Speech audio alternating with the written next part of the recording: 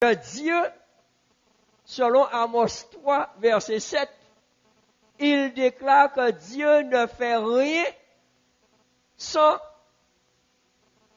le révéler à ses serviteurs, les prophètes. Avant les prophètes, Dieu parlait comment à l'homme? Face à face, en direct. Et c'est là que nous sommes. Donc, il ne va utiliser personne, il va parler à l'homme directement. Et nous sommes dans Genèse 2, verset 16. Que dit Dieu à l'homme? Lisons. L'Éternel Dieu donna cet ordre à l'homme.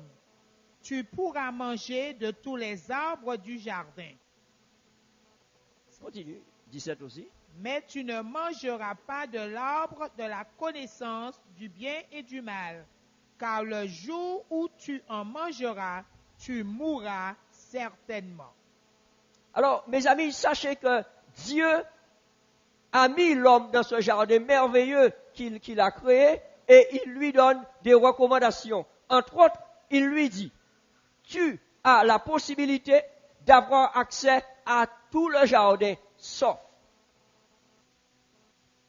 il y a 2 arbres au milieu du jardin. Et celui que j'appelle l'arbre de la connaissance du bien et du mal, celui-là, tu n'en mangeras pas le fruit. Est-ce que cette recommandation est claire? J'aimerais vous entendre. Est-ce qu'elle est claire, cette recommandation? Ok. Maintenant, lorsque nous lisons le livre de Genèse, eh bien, le serpent, le diable, lui, maintenant, va se retrouver à parler aussi à la femme dans le jardin. Alors, Dieu avait dit à l'homme, tu ne vas pas manger. Et laissez-moi vous dire quelque chose. Le seul endroit où Satan pouvait tenter Adam et Ève, c'était uniquement dans cet arbre de la connaissance du bien et du mal. Donc, en réalité, Ève n'aurait dû jamais se retrouver sous cet arbre.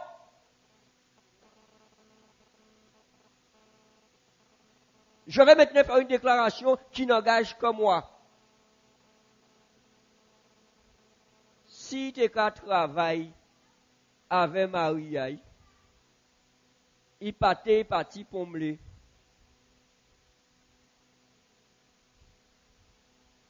Ça, je dis, c'est une déclaration qui n'engage que moi.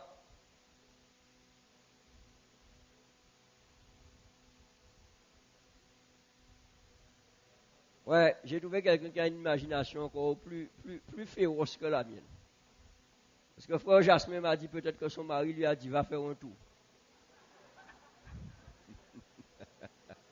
Je trouvais quelqu'un qui a une imagination plus féroce que la mienne. Oui, frère Henri, en fait, toi et moi, nous ne savons pas qu'est-ce qui s'est dit, qu'est-ce qui s'est pas dit. Bon, en réalité, elle se retrouve sous l'arbre. Là où elle n'aurait dû jamais être. Et à partir de ce moment-là, elle entend une voix qui s'adresse à elle. Elle avait l'habitude d'entendre 2 voix. Quelles étaient les 2 voix qu'elle avait l'habitude d'entendre? La voix de Dieu et la voix d'Adam, son mari. Ok, maintenant, elle entend une voix qui descend de cet arbre. Elle est sûre qu'elle a laissé Adam là-bas. Elle est sûre que Dieu, lorsque Dieu leur parle, il leur parle toujours ensemble. Hey. Elle s'approche. Et chose extraordinaire, elle voit un animal avec des ailes très beau qui parle. Oui, à l'époque, le serpent avait des ailes, les enfants. Yes. Et cet animal lui parle. Et qu'est-ce que cet animal lui dit? Dieu a-t-il réellement dit, aïe, aïe, aïe, vous ne mangerez pas de tous les arbres du jardin. Vous avez noté la question? Vous avez déjà réfléchi sur cette question? Dieu a-t-il réellement dit, vous ne mangerez pas? Qu'est-ce que Dieu avait dit? Non, non. Dites-moi ce que Dieu avait dit par rapport à cette phrase que lui, il prononce.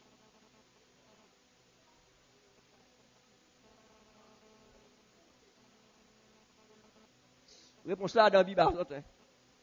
Oui.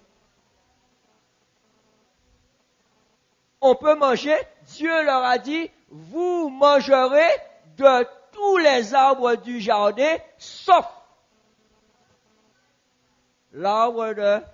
le fruit de l'arbre de la connaissance. Vous avez noté comment Satan détourne la chose? Il commence par dire, Dieu a-t-il réellement dit, vous ne mangerez pas de tous les arbres. Et à partir de ce moment-là, il a semé le... Aïe, aïe, aïe. Ça ne vous arrive jamais. Ça ne vous arrive jamais. Donc lorsque Dieu leur a dit, vous mangerez de tous les arbres, sauf celui qui est au milieu du jardin, l'arbre de la connaissance du bien et du mal, c'était une question d'obéissance ou de... Mais non, mais ma question est simple. C'était une question d'obéissance ou de désobéissance. C'était une question aussi de choix. Et qu'est-ce qu'elle va faire? Elle va écouter la voix si merveilleuse et si mélodieuse du serpent. Parce que ne croyez pas que Satan vient à vous avec deux grandes oreilles, une queue, il est laid. Satan est subtil. Et il va s'adresser à la femme et il va, on va utiliser un mot que les jeunes aiment utiliser, et il va embobiner Ève. Et finalement, elle va commencer par voir que le fruit est bon à manger, et elle va aussi voir que le fruit est bon pour ouvrir l'intelligence. Messieurs, on fruit qu'à vous, regardez tout ça est déjà vrai. Donc on avait l'impression qu'elle avait un scanner, vous voyez? Parce qu'en regardant le fruit, elle a vu que c'était beau, c'était bon à manger, et surtout que c'était utile pour ouvrir l'intelligence. Donc Dieu s'était trompé lorsqu'il avait créé Adam et Ève, parce qu'il avait oublié de leur donner toute l'intelligence. Vous voyez? C'est ce que Ève finit par comprendre. Mes amis, qu'est-ce qu'elle décide par faire? Elle dit qu'elle va essayer. Elle va goûter. Et en réalité, elle fait comme certains d'entre nous aujourd'hui, parce qu'elle est entrée dans une dynamique. Elle dit, mais quel mal il y a à? Quel mal y a-t-il à goûter? Et quel mal il y a à? C'est qu'on désobéit. Et quand on désobéit, eh bien, Satan prend le pouvoir sur nous. Et quand on arrive là, on se rend compte que Satan avait trouvé la clé pour devenir le prince de ce monde. La clé, c'était Adam et Ève. Et au travers de son stratagème, eh bien, il a contaminé toute l'humanité. Ce qui veut dire qu'il n'a pas besoin aujourd'hui de se battre après chaque homme pour lui mettre dedans le virus du péché. Nous naissons avec. Vous avez déjà pensé à cela? Et la parole de Dieu dit, comme par un seul homme, le péché est entré. Par ce seul geste de désobéissance, il a contaminé toute l'humanité. Désobéir, c'est mourir. Et dans sa stratégie, il a fait comprendre à Adam et Ève qu'ils n'allaient pas mourir, qu'ils allaient devenir comme des dieux. Voyez bien, c'est extraordinaire. Il dit bien, lorsque vous allez manger de ce fruit, vos yeux s'ouvriront et vous deviendront comme.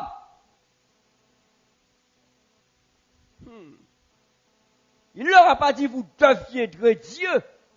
Vous deviendrez comme.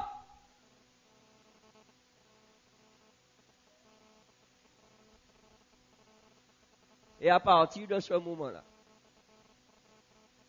ils ont goûté à ce que le Seigneur avait dit, les conséquences du péché. Et la Bible nous dit que lorsqu'Adam eut 930 ans, qu'est-ce qui s'est passé?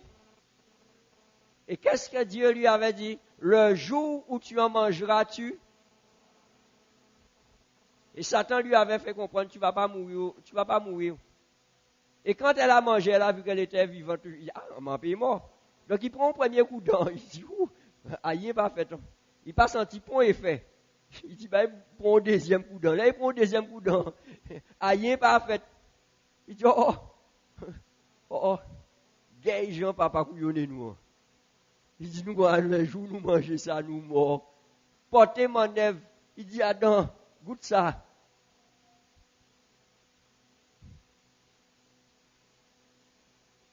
Et c'est là, je vais maintenant faire une déclaration qui n'engage également que moi.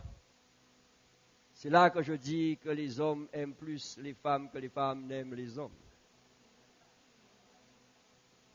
J'ai dit que ça n'engage que moi.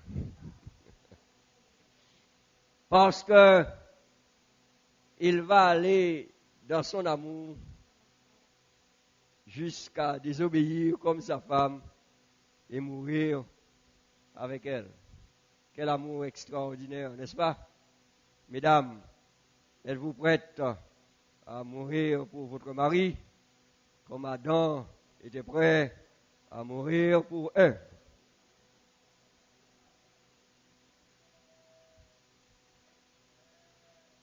Rassurez-vous, vous n'aurez pas à faire face à ce dilemme puisque Jésus l'a déjà fait pour vous. Alors, vous voyez, votre mari vous aime plus que vous l'aimez et Jésus vous aime plus que votre mari vous aime. Alléluia. Alléluia. Oui, je sais que j'aurai des problèmes avec des femmes quand je vais sortir tout à l'heure, mais ce n'est pas grave. Il y a suffisamment de frères pour me réconforter. N'est-ce pas, mes frères? Oh. Oui, je vous comprends aussi parce que vous réfléchissez. Il faut rentrer à la maison ce soir. All right, ok. C'était juste un petit moment d'humeur pour nous permettre de nous préparer à rentrer dans le nanan du message ce soir. Satan est le tentateur. Dès le départ, il est le tentateur. Et non seulement il est le tentateur, Jésus lui-même dit que Satan est le père du mensonge. Il est le menteur par excellence. En fait, Satan ne sait faire rien d'autre que mentir. L'on dit des gens comme ça, hein? L'on dit des gens qui ont commencé à mentir depuis qu'ils sont petits. Avec l'homme qui est grand, même là, ils ont menti, ils ont persuadé qu'ils ont dit la vérité. Ah, oui, ils ont arrivé à ce stade-là, ça, ils ont menti, bah, ou quand ils disent, mais non, ils persuadent que c'est la vérité. Parce que toute vie, ils cultivent le mensonge. Regardez dans votre Bible à la page 1259. Jésus parle ici, dans Jean 8, 44. C'est Jésus qui parle. Et Jésus parle ici de Satan. Écoutez bien ce que Jésus dit. Écoutez bien ce que Jésus dit pour que vous ne puissiez pas entrer dans une dynamique de jouer avec le diable. Nous sommes à la page 1250. Non, 1073.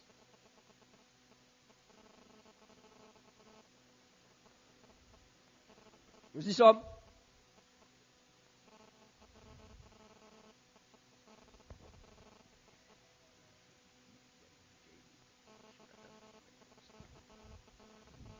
Nous lisons.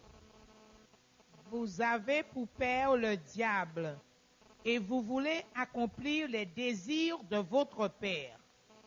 Il a été meurtrier dès le commencement, et il ne se tient pas dans la vérité, parce qu'il n'y a pas de vérité en lui.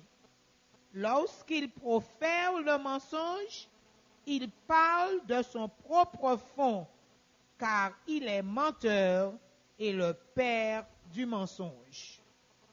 Nous avons entendu cela? Il est dit qu'il est meurtrier dès le... Pourquoi il est meurtrier dès le commencement? Parce qu'il a poussé Adam et Ève à désobéir et en fait à faire quoi? À mourir. Il nous a dit que la vérité n'est pas en lui. There is no truth in Satan. No hay verdad in Satanas. Pas ni vérité dans Satan. Il est le père du mensonge. Ne vous avisez pas à jouer avec lui. Et quand nous comprenons cela, nous comprenons l'importance de l'esprit prophétique. Nous comprenons, l'importance de la parole de Dieu. Et nous comprenons surtout qu'il est important d'obéir. Amen. Amen. Et il est important d'obéir.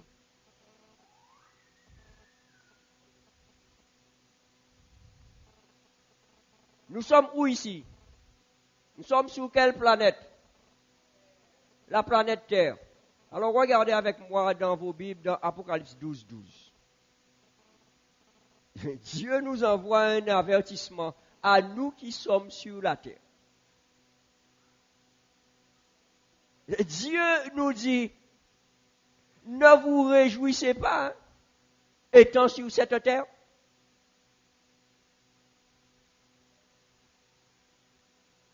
Nous lisons.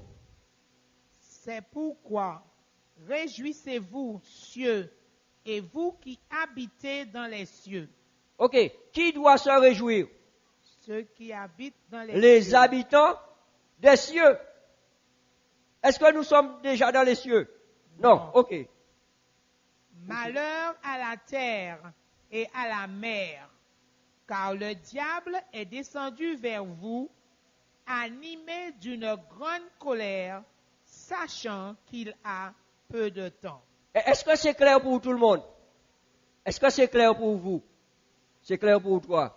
Alléluia, c'est bien. Dieu est en train de me dire ici, au travers de ce texte, que Satan est à l'affût. Satan est aux aguets. Satan cherche toutes les occasions pour pouvoir me détruire. Adam et Ève sont passés par là. Job est passé par là. David est passé par là. Même Jésus est passé par là. Adam et Ève, nous connaissons. Job, est-ce que vous connaissez un petit peu l'histoire de Job? Oui. En une phrase, à cause de Satan, Job a tout perdu. Et je vais faire encore une déclaration qui n'engage que moi. La seule chose qui restait à Job, c'était sa femme. C'était sa femme. Et dans ces moments difficiles, au moment où il compte effectivement sur une femme qui va pouvoir l'encourager, Madame a dit, gagne ça, ou pète tout petit moun ou pète tout bitin gardez ou en lambeau, maudit Dieu, et meurt. Quel amour. Ah oui, vous vous dites, je suis arrivé ce soir pour démonter les femmes. Hein? Non. Mais bien, écoutez, c'est la Bible qui parle. Alors tout à l'heure, peut-être que je vais réconforter les femmes. Mais pour l'instant, je dis la vérité. La femme lui a dit, maudit Dieu et meurt. Mais merci Seigneur, Job, il a obéi et le Seigneur l'a béni et le Seigneur lui a redonné le double de tout ce qu'il avait perdu. Excepté bien sûr les enfants. Il n'a pas donné le double des enfants, mais lui a redonné les enfants. Pardon? Oui, avec cette femme qu'il a dit, maudit Dieu. Ah, il faut le dire. Ah oui, je veux le dire, Sœur Polo. Avec cette femme qui sûrement, lorsqu'elle a vu que son mari s'est accroché à Dieu, elle a fini elle aussi par s'accrocher à Dieu. Alors, chers frères, messieurs, accrochez-vous à Dieu, afin que votre femme s'accroche à Dieu aussi. Alléluia. Alléluia, les frères. C'est fort là-bas avec moi, c'est la même. Mais on peut continuer quand même. Je dis que même Jésus s'est retrouvé face à Satan. Vous imaginez, Jésus, Satan ne va pas ralentir devant Jésus. Hein. Même Jésus, il va tenter. Et comment Jésus lui a répondu? Parce qu'il a tenté Jésus sur la parole, mes amis. Il dit à Jésus, n'est-il pas écrit que... Et puis, il met 0,0001% d'erreur dans la déclaration de la révélation divine. Mais Jésus qui connaît la parole, puisqu'il est la parole, il dit, il est écrit. Alors, on va espérer que le diable sont capables de dire, il est écrit. Et pour être capable de dire, il est écrit, il faut lire qu'il est écrit. Parce que souvent, on ne peut pas lire qu'il est écrit, on ne peut pas dire, il est écrit. Tu es d'accord avec moi? All right.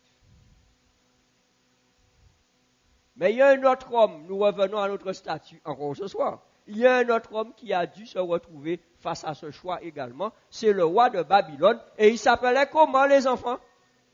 Comment s'appelle-t-il? Nebuchadnezzar. Bravo, Fatih. Tu as gagné 1/5 de point. Et Nebuchadnezzar, qu'est-ce que Dieu lui a dit? Dieu lui a fait une révélation prophétique. Qu'est-ce que Dieu lui a dit dans le songe qu'il a eu, qu'il a oublié et que Daniel lui a rappelé? Qu'est-ce que Dieu lui a dit concernant son royaume? Je veux être bien ciblé. Qu'est-ce que Dieu lui a dit concernant son royaume? Qu'après son royaume, il y aura un autre royaume qui va le supplanter, qui va le remplacer. Donc quand Dieu lui dit ça, Dieu lui dit, essaye de saisir toutes les opportunités pour que tu puisses finir bien, mon cher. Et lui, il a entendu qu'une partie de ce que Dieu lui a dit. Parce que Dieu lui a dit, je t'ai donné la puissance, je t'ai donné tout, tu es la tête d'or. Et il l'a voulu. En réalité, dire à Dieu, je vais te donner un coup de main dans le déroulement de l'histoire de l'humanité. Au lieu que tu t'embêtes, Seigneur, avec une statue qui a une tête en eau, une poitrine et des bras d'argent, avec des cuisses d'airain, une jambe de fer, et des pieds avec des fers et de l'argile, ou pas besoin faire tout ça. Pourquoi on besoin mettre toute qualité métaux? On nous mettait un seul métaux, nous avons métal à tête là, et nous avons fait tout qu'on l'avait. Et il a décidé de construire une statue entièrement d'or. Il a non seulement désobéi à Dieu, mais il a défié Dieu. Et c'est ce que nous lisons dans Daniel 3. Alors, ouvrez vos Bibles dans Daniel 3 et soyez attentifs aux 7 premiers versets. Nous allons lire d'abord les 7 premiers versets. On va faire une pause et ensuite, on va continuer. Allons-y, lectrice. Nous sommes dans Daniel 3, à partir du verset 1er. C'est pour vous remettre dans le contexte. Tu peux y aller. Le roi Nebuchadnezzar fit une statue d'or, haute de 60 coudées et large de 6 coudées. Il la dressa dans la vallée de Dura, dans la province de Babylone. Le roi Nebuchadnezzar fit convoquer les satrapes, les intendants et les gouverneurs, les conseillers, les trésoriers, les jurisconsultes, les juges et tous les magistrats des provinces, pour qu'ils se rendent à la dédicace de la statue qu'avait élevée le roi Nebuchadnezzar. Alors les satrapes, les intendants et les gouverneurs, les conseillers, les trésoriers, les jurisconsultes, les juges et tous les magistrats des provinces s'assemblèrent pour la dédicace de la statue qu'avait élevée le roi Nebuchadnezzar. Ils se placèrent devant la statue qu'avait élevée Nebuchadnezzar. Un héros cria à haute voix, « Voici ce qu'on vous ordonne, peuple, nation, hommes de toute langue. Au moment où vous entendrez le son de la trompette, du chalumeau, de la guitare, de la sambuc, du psalterion, de la cornemuse et de toutes sortes d'instruments de musique, vous vous prosternerez et vous adorerez la statue d'or qu'a élevée le roi Nebuchadnezzar. Quiconque ne se prosternera pas et ne l'adorera pas sera jeté à l'instant même au milieu d'une fournaise ardente. C'est pourquoi, au moment où tous les peuples entendirent le son de la trompette, du chalumeau, de la guitare, de la sambuc, du psalterion et de toutes sortes d'instruments de musique, tous les peuples, les nations, les hommes de toute langue, se prosternèrent et adorèrent la statue d'or qu'avait élevée le roi Nebuchadnezzar. Ok. Nebuchadnezzar a fait un choix de désobéir. Et maintenant, il lance un décret pour demander l'obéissance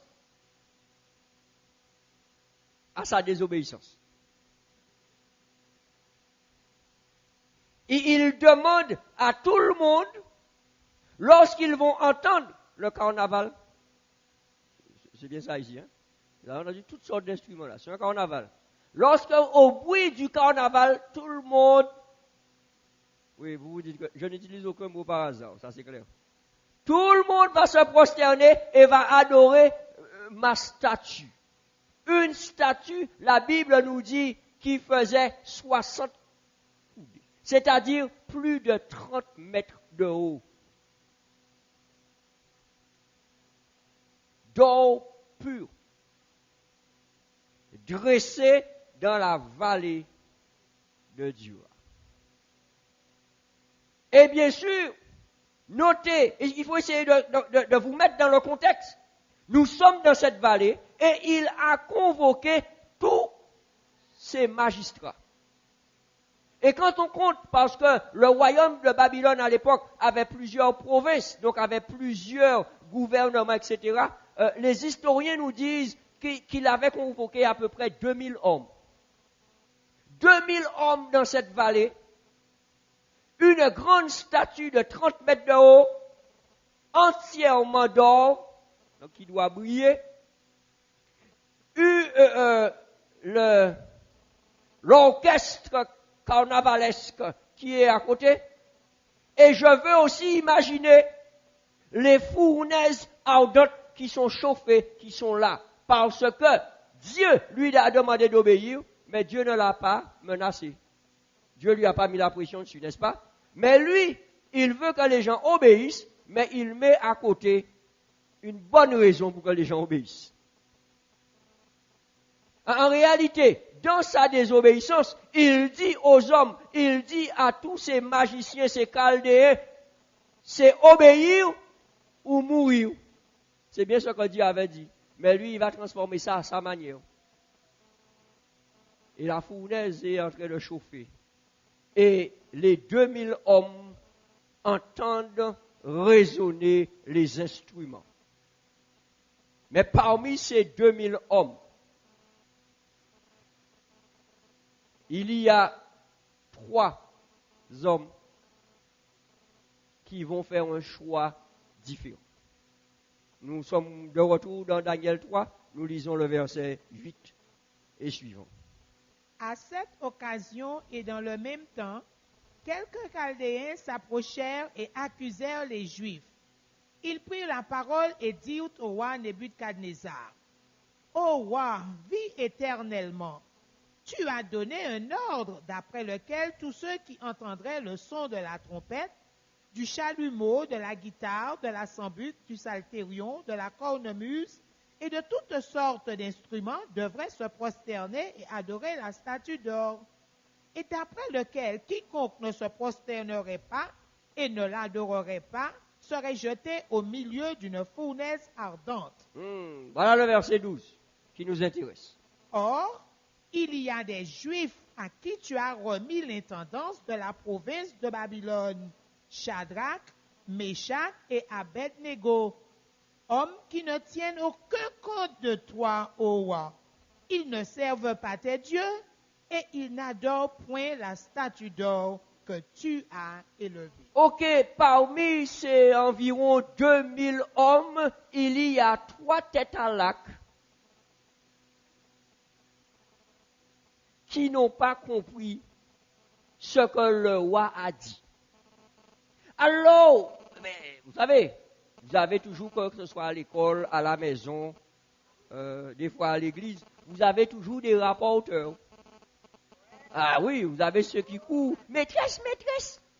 Il n'a pas. Maîtresse, maîtresse. Tu connais ça, hein? Alors, il y en a qui viennent et qui, avec tout, bien sûr, toute l'hypocrisie qui va. Oh, vie éternellement. Quand tu commences comme ça, c'est qu'il y a quelque chose qui vient derrière. Vous savez ça? Oui, moi je sais ça. Quand quelqu'un s'approche de moi et dit, ah, mon pasteur que j'aime, je sais qu'il y a quelque chose derrière. Ah, mon pasteur que j'aime beaucoup. Il y a quelque chose derrière. Et du moment que j'entends ça, oups, je mets l'alarme. Je dis, prépare-toi, il y a quelque chose derrière. Oh, ouah, vie éternellement. Ouah, tu as peut-être pas fait attention. Quand les instruments ont sonné, tout le monde s'est prosterné, sauf 3 têtes à lac. C'est une expression qu'on utilise chez moi. Quand on dit tête à lac, ça veut dire toi inutile, quoi. En plus, tu les as placés comme étendant sur certaines de tes provinces. Non seulement où aller chercher ces messieurs à dans vieux petit pays là, mais en plus où mettez encore en autorité et ces messieurs ils n'ont pas qu'à respecter l'autorité, ils n'ont qu'à défier l'autorité, ou qu'à dire tout le monde qui mettre à genoux, et ces messieurs, du bout. Alors, peut-être que parce que ces messieurs hébreux, ils n'ont pas compris le langage là, ou parler là. Redis ces messieurs ça encore. Oui. Peut-être que, cher président de la collectivité, peut-être que tu as parlé en ces martinois et ils n'ont pas compris. Where you be? Qu'est-ce que la Bible nous dit? La Bible nous dit que le roi, regardez au verset 13, le roi va se mettre en colère. Mais ce n'est pas seulement de la colère. La Bible me dit que le roi va être irrité. Et furieux. Quand vous allez rentrer chez vous ce soir, allez regarder dans le dictionnaire ce que ça veut dire le mot irrité. Il va être irrité et furieux. Ça veut dire qu'il y a une espèce de diffé limé à Adam ici. Et il s'adresse aux 3 têtes à lac. Alors ce soir, on va les appeler comment? Tête à lac. Shadrach, Meshach et Abednego. Et comment ils s'appellent en réalité? Anania, Michaël et Azaria. 3 têtes à lac. Alors, il va demander à ce que ces hommes-là soient emmenés jusqu'à lui. Mais je reviens juste en arrière. J'imagine ces 3 hébreux. L'ouvre son trompette, tout a débité sonné. C'est Bouga qui a regardé à l'entour, tout le monde a été converti. Ou a donc valé. Donc, souvent, au bout, et tout le monde à genoux, ou qu'à vrai, sacrée différence. Mais je veux imaginer aussi que parce que tout le monde était à genoux, il était qu'à vrai aussi fournaise là. Ouais, il était qu'à vrai fournaise là, on côté au fond, parce que toute vallée là dégagée, parce que tout le monde baissé. Mais il n'a pas baissé. Il n'a pas baissé. Il n'a pas baissé. Parce que bon Dieu t'a dit, qu'il y a un seul bon Dieu. Et c'est un seul bon Dieu qui doit être adoré. Alors, ils ont décidé que même si tout le monde a baissé les chines, ils ont arrêté tout pour mon Dieu. Et c'est ça qui arrive à nous souvent. Nous qui suivons la foule. Parce qu'elle nous paie. Là, on va tout le monde coucher à plat terre. Qu'elle nous était debout. Parce qu'elle nous paie, qu'elle dit nous, qu'est-ce qu'on fait là? Parce qu'on peut imaginer que Anania, Michaël et Azaria, ils ont quand même des bons zigs. On va parler de le Guadeloupe. Ils ont quand même des bons amis parmi toutes ces 2000 là. Et ils ont des amis qui ont dit, gay ça, et tu mal, gay ça. Prosternez-vous, même si vous ne pouvez pas croire dans ça, mais vous sauvez vie. Mais non, ça mais tu as là, ou quand vous faites là, ou pas de quoi dit, c'est pour ne pas attendre. Rien. Yo tout bout. Alors voilà, dit ces messieurs, approchez-vous, messieurs. Et dans la parole de Dieu, il est dit au verset 14. Ici, Nebuchadnezzar prend la parole et il leur dit, est-ce de propos délibérés? C'est-à-dire, est-ce que c'est esprit? Est-ce que c'est ça qu'ils ont décidé vraiment? Que vous ne servez pas mes dieux et que vous n'adorez pas la statue que j'ai élevée? C'est extraordinaire. J'aime tellement ce récit parce qu'il continue. Il dit, bon, peut-être que je n'ai pas bien comprendre. Alors, maintenant, il ne va pas parler Saint-Martin encore, il va parler langue officielle. Car il dit, maintenant, tenez-vous prêts, et au moment où vous allez entendre mon orchestre carnavalesque, vous vous prosternerez et vous adorerez la statue que j'ai faite. Et puis gentiment il ajoute, si vous ne l'adorez pas, mes amis, vous serez jetés à l'instant. C'est pas là que c'est des mers, à l'instant, au milieu de la fournaise ardente. Et là, il va aller jusqu'au bout de sa défiance de Dieu et il va ajouter, et quel Dieu? Quel est le Dieu qui vous délivrera de ma main? Nebuchadnezzar a fait l'erreur fatale ici de déclarer à ces trois Hébreux qu'il est Dieu et que personne ne pourrait les délivrer de sa main. Est-ce que nos amis ont pris peur? Alors, ils n'ont pas pris peur parce que de la parole de Dieu, regardez ce que le prophète Ésaïe écrit dans Ésaïe 26.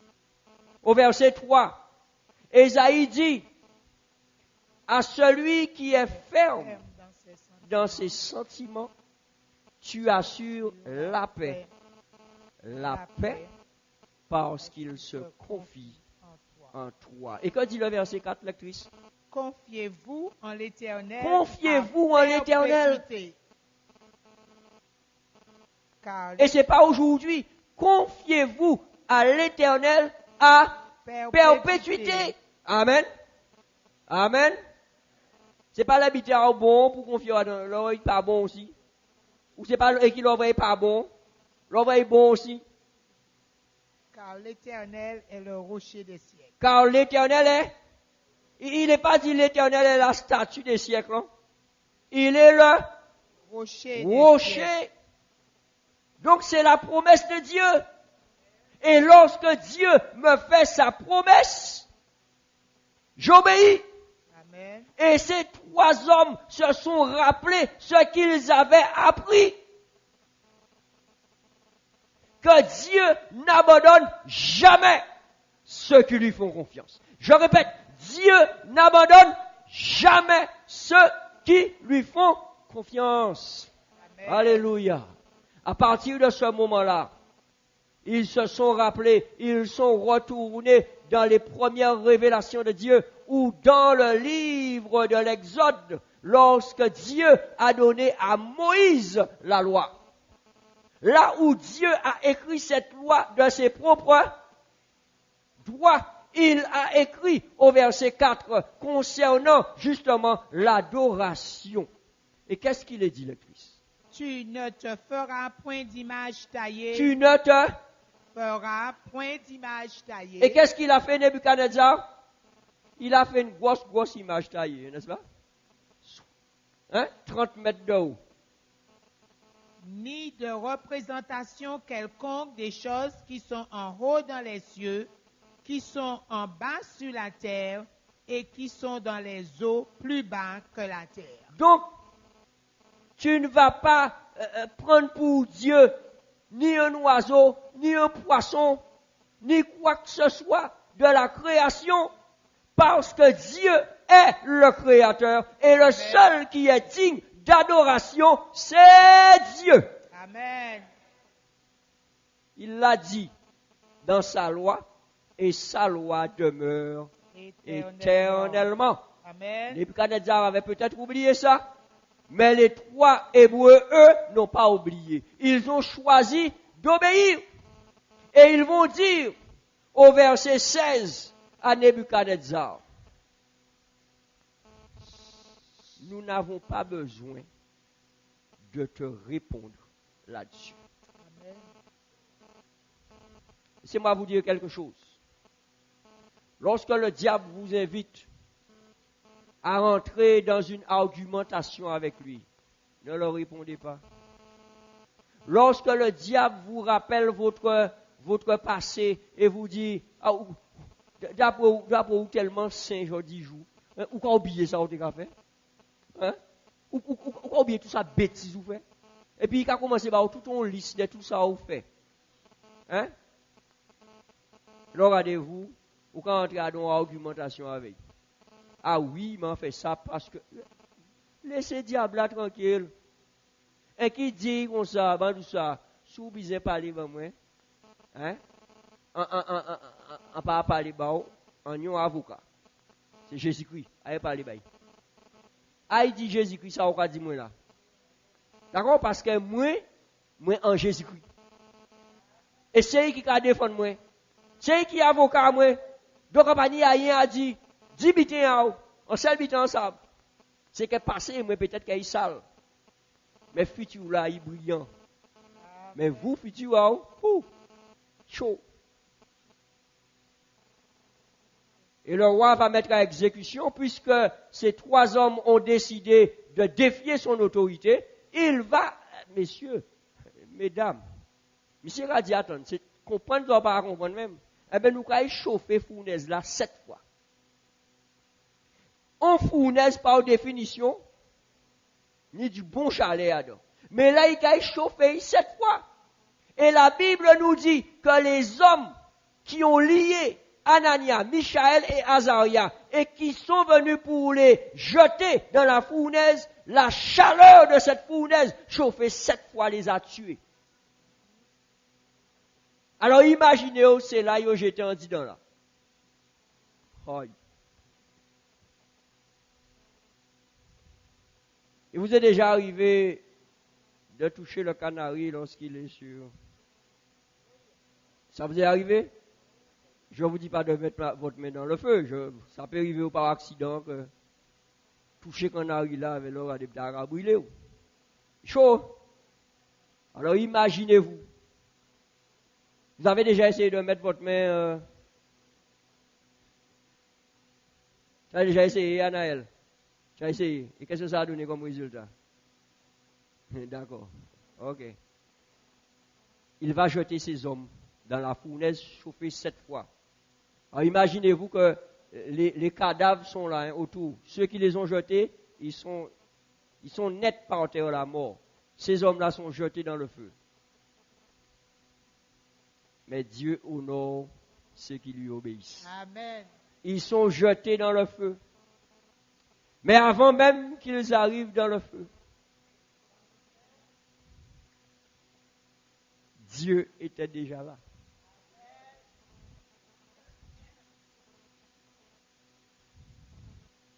Dieu est à Théman et sa majesté est à Charon.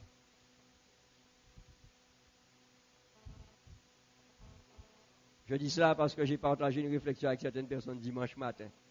Dieu est partout. Et partout où tu iras, Dieu t'attendra. Et partout où ton obéissance te conduira, Dieu t'attendra. Amen. Yo jeté ces messieurs en diffé là, et bon Dieu paraît, pap, bon Dieu qui réceptionne ces messieurs, pap. Ouais. Vous n'avez pas parlé créole toujours, pap. C'est comme ça nous avons dit ça. Et oui, vous connaissez ça, en Guadeloupe, c'est comme ça. Il y a qui paraît, pap.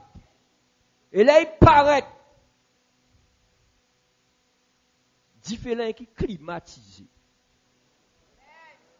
Ouais.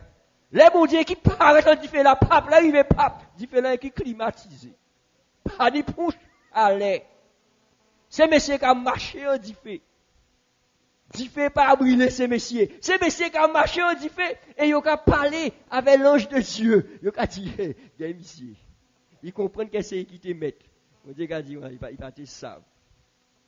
Bon Dieu dit comme ça, l'ouvre, ils ont dit, monsieur, nous, on déjà livré. C'est moi vous dire quelque chose. Peu importe la chaleur des difficultés dans lesquelles vous vous trouvez, si vous obéissez à Dieu, Dieu va se présenter dans votre situation et il va climatiser la chaleur de vos problèmes. He will just cool it down. But don't forget, don't play the boss. Just trust and obey. Tu dois juste faire confiance à Dieu. Et ces hommes se retrouvent. Maintenant, le roi, il est pris de... Sous une scientifique à l'époque, là, le cas dit qu'on a Nebuchadnezzar qui a fait un AVC. Nebuchadnezzar a dit...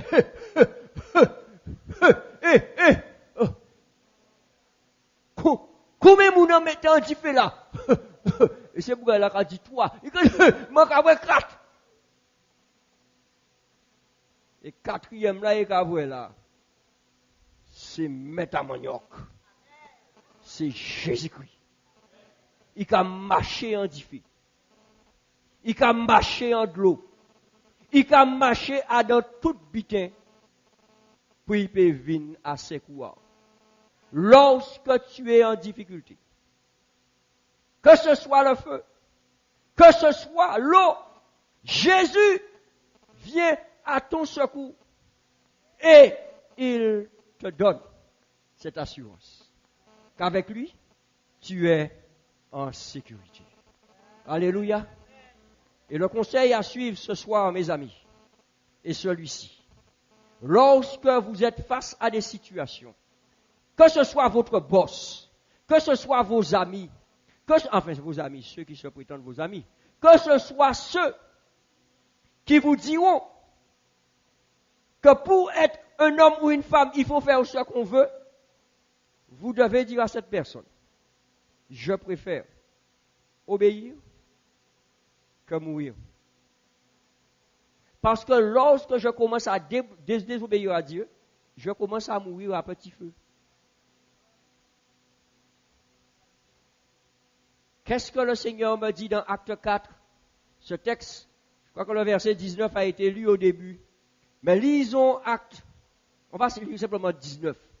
On va relire le verset 19 d'Acte 4, page 1089, nous dit quoi? 1096, nous dit quoi? Pierre et Jean leur répondirent. Pierre et Jean, 2 disciples de Jésus, ils se retrouvent en difficulté. Ils ont été arrêtés parce qu'ils prêchent la vérité. Et on leur dit, si vous ne voulez pas qu'on continue à vous maltraiter, mais simplement, vous devez simplement oublier ce que vous faites là. Arrêtez de dire que Jésus, arrêtez avec votre affaire de Jésus. Et qu'est-ce que Pierre?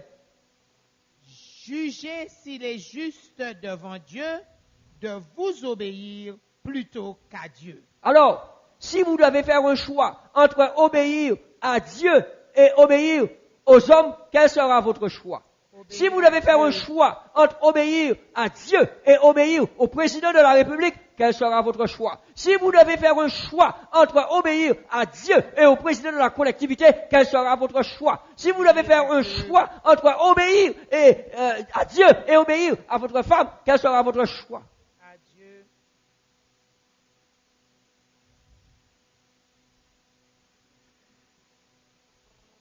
Chaque jour, j'ai à faire des choix. Chaque jour. Mais j'ai envie de terminer ce soir en vous disant que lorsque j'obéis à Dieu, avec Dieu, c'est RAS. Non, c'est pas rien à signaler, c'est tout à signaler. C'est tout à signaler, frère Henri. Avec Dieu, c'est RAS. Parce que lorsque vous prenez votre Bible au psaume 46, le psaume 46 de la parole de Dieu me déclare que l'Éternel est pour nous, R, un refuge, A, un appui, et S, un secours qui ne manque jamais dans la détresse. Jamais! Never, nunca. Cela veut dire que peu importe la situation dans laquelle je me trouve, j'ai un refuge, un appui, un secours dans l'Éternel. Amen. Et je viens juste avant d'arriver ici, j'étais au téléphone avec ma grande et ma petite cousine, qui sont actuellement au CHU de Basse-Terre avec leur père qui a subi une intervention très délicate. Elles étaient en train de me demander qu'est-ce qu'on peut faire. On a deux psaumes que depuis cet après-midi à 14 heures qu'il est rentré dans la salle d'opération. Ces deux psaumes-là, on les fait sans arrêt. Et la petite m'a dit, et Claudie, donne-nous un texte de la parole de Dieu. Donne-nous d'autres textes pour que nous puissions nous appuyer sur la parole de Dieu. Je lui ai dit, je vais commencer par te donner le psaume 46. Sache bien que là où est ton maintenant, il est entre les mains du Seigneur. Parce que le Seigneur, c'est un refuge, c'est un appui et c'est un secours qui ne manque jamais dans la détresse. Je vous dis jamais. Et laissez-moi vous dire quelque chose. La maladie de mon oncle est en train d'emmener ses enfants à découvrir la puissance de la prière. Ils sont catholiques, je suis adventiste, je suis pasteur.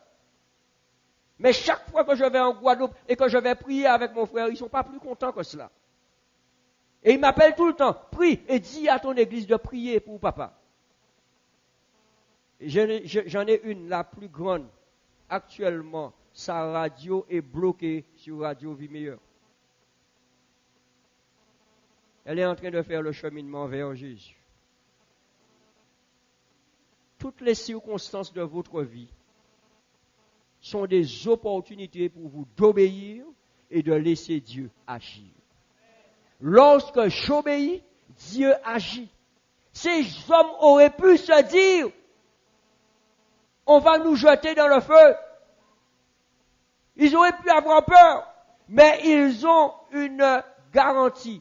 C'est que même le feu ne peut pas brûler la confiance qu'ils ont en Dieu. Et ils disent au roi, même si Dieu a choisi de ne pas nous délivrer, nous n'allons pas nous prosterner. Alléluia. Ni des fois pour Dieu pas qu'à délivrer. S'il choisit de ne pas délivrer, il pas qu'à délivrer. Parce que c'est volonté à qui a accompli. Peu importe la situation dans laquelle tu es ce soir. Et je termine là-dessus. Peu importe la fournaise ardente dans laquelle tu es ce soir. Invite Dieu de par ton obéissance à sa parole et il va apparaître dans ta fournaise et il va la climatiser et il va te délivrer. Qui c'est ce soir qui passe par la fournaise? N'importe quelle sorte de fournaise. J'aimerais voir. Oui. Il n'y a que 2, 3, 4 personnes. Les autres là, Zoradan, c'est le confort le plus total. Vous êtes dans la clim, les autres. Faites attention que la clim ne vous enrhume pas. Alors que vous êtes dans cette fournaise, est-ce que vous voulez inviter Dieu à agir dans votre vie? Si vous voulez l'inviter à agir dans votre vie ce soir, faites une expérience de foi parce que Dieu est là. Mes amis, Dieu est dans votre fournaise. Mais pour que vous puissiez sentir sa présence, il faut obéir. Il faut lui faire confiance. Est-ce que vous voulez lui faire confiance ce soir? Alors, si vous voulez lui faire confiance, demeurez dans sa présence, dans le sanctuaire. Je vous invite à vous tenir debout.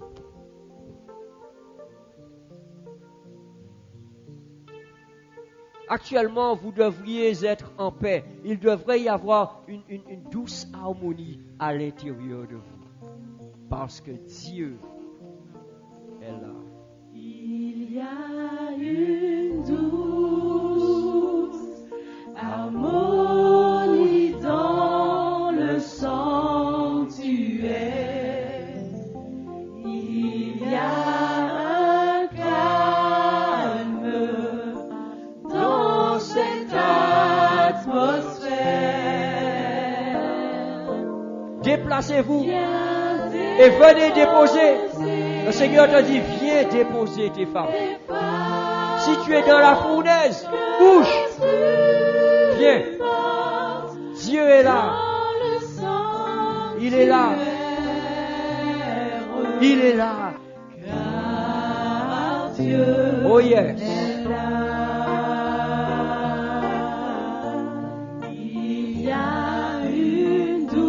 Fais comme ces trois jeunes Hébreux.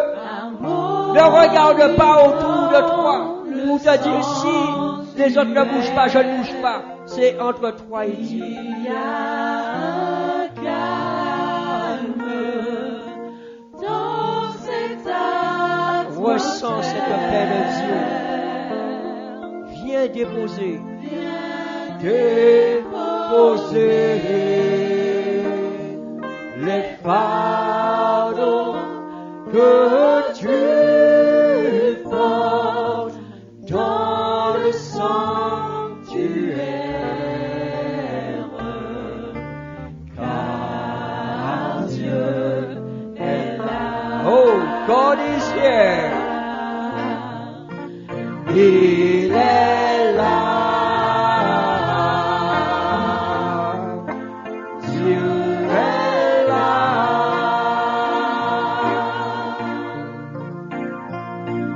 Pour nous, C'est le jour et porter ses lourds fardeaux.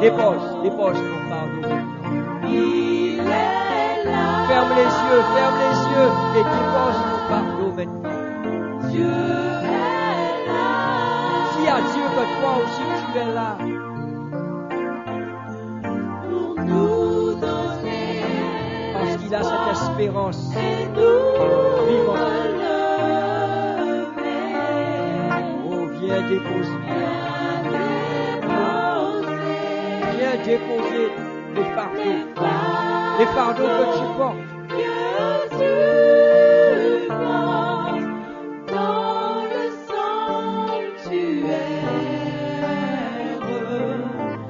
car Dieu est là. Oh yes. Inclinez la tête et prions. Notre Père, notre Dieu, nous sommes assurés que nous sommes dans ta présence maintenant. Nous sommes assurés que nous sommes dans ta présence parce que nous sommes dans ce sanctuaire où ton nom est invoqué. Seigneur, tu as voulu nous rappeler ce soir que l'obéissance, c'est la seule option pour que nous puissions avoir la vie en abondance.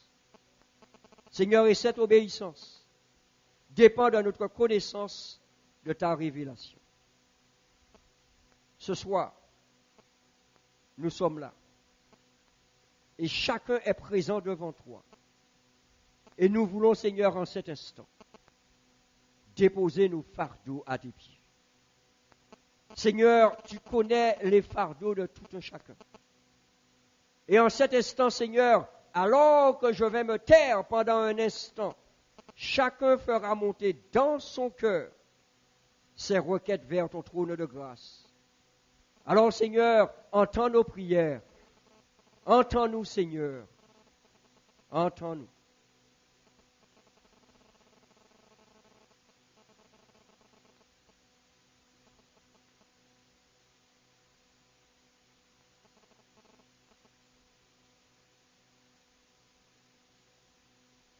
Tous ces fardeaux que nous te présentons, nous voulons les laisser ici. Nous ne voulons pas repartir avec. Que ce soit nos difficultés financières, que ce soit nos problèmes de santé, que ce soit nos problèmes professionnels, que ce soit nos problèmes familiaux. Seigneur, tout, nous voulons déposer à tes pieds. Il y en a de ceux qui souffrent dans leur corps en cet instant. Seigneur, touche là où ça fait mal et guéris si c'est ta volonté. Seigneur, je voudrais te prier pour mon oncle qui est allongé, qui vient juste de sortir de cette salle d'opération. Des heures d'opération où il a été entre tes mains. Restaure-le si c'est ta volonté. Et permets qu'il soit un témoignage de ta toute-puissance. Je veux te prier pour ceux qui sont là aussi et qui ont quelqu'un qu'ils connaissent qui est dans la même situation. Seigneur, étends ta main, touche, guéris et restaure. Seigneur, il y a de ceux qui sont là ce soir, qui sont empêtrés dans des difficultés financières, qui doivent de l'argent à droite et à gauche. Seigneur, rappelle-leur encore une fois, il faut obéir.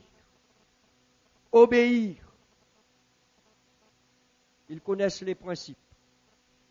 Qu'ils t'obéissent, afin que tu interviennes dans leur vie et que tu puisses effacer leur ardoise et qu'ils soient des gens respectables et honnêtes qui marchent la tête haute. Seigneur, il y a de ceux qui souffrent dans leur famille à cause d'un mari ou d'une femme ou à cause des enfants de la délinquance. Délivre, Seigneur. Délivre maintenant. Chacun te dépose son fardeau et te dit, Seigneur, prends, occupe-toi-en et libère-moi et donne-moi la victoire. Seigneur, comme tu l'as fait pour Anania, Azaria et Michaël, fais-le pour nous. Seigneur, viens dans cette fournaise. Marche avec nous dans cette fournaise. Et sois pour nous le réconfort et le libérateur. Et que tout le monde voit et sache qu'il y a un Dieu dans les cieux qui est le Dieu de toute éternité. Et ce Dieu que nous servons, eh bien lui, il nous assure la victoire. À toi, Seigneur, la gloire. À nous, la victoire. Dès maintenant et pour l'éternité. En Jésus-Christ, nous te prions. Amen. Il est là, le Seigneur. Nous vous souhaitons une bonne soirée. Et nous vous donnons rendez-vous demain soir. Et rappelez-vous, demain soir, je vais terminer plus tôt pour que nous puissions avoir un moment de prière spécial. Dieu sera encore là demain soir.